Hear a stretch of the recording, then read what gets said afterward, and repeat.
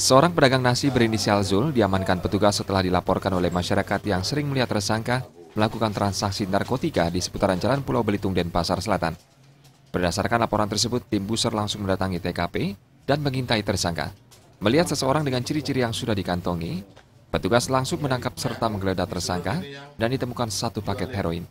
Dari hasil interogasi, tersangka mengaku menitipkan barang lainnya di rumah temannya berinisial Chan.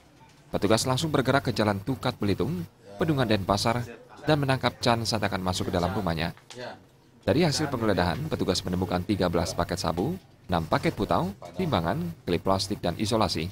Kedua tersangka digiring ke Polresta Denpasar guna pemeriksaan lebih lanjut.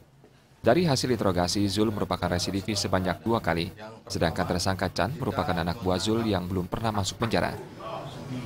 Tersangka yang inisialnya adalah Zul, dan kemudian kita mengamankan heroin sebanyak 0,24 gram. Nah, kemudian dari Pak Zul ini kita kembangkan, kita menemukan atau mengamankan tersangka Chan. Tersangka Chan ini ya membawa, kita dapatkan ya, membawa atau menyimpan ya, ataupun mengedarkan 81 gram sabu, nah itu sudah neto, kemudian dan 37 gram kokain.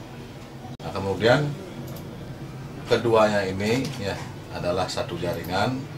Nah, jadi Chan ini memang disuruh oleh Zul, jadi untuk menempel. Kasat Narkoba Polresta Denpasar Kompol Igede Ganevo mengatakan, tersangka Zul mendapat untung 12 juta setiap selesai menempel pesanan. Sedangkan Chan diberikan bagian 3 juta.